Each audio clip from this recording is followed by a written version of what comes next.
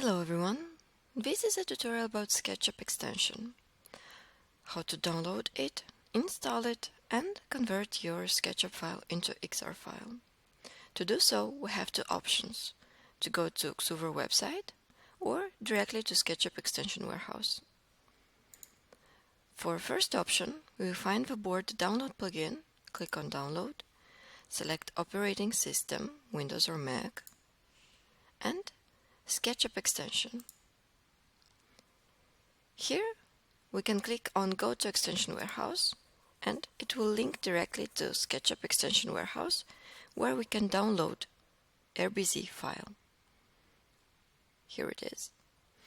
Or we can go to SketchUp Extension Warehouse, write Xuver in search bar. Here it is. And download it. I will save it on desktop.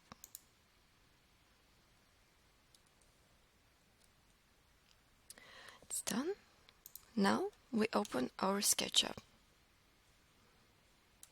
To install our RBZ file, we go to Window, Extension Manager, and Install Extension.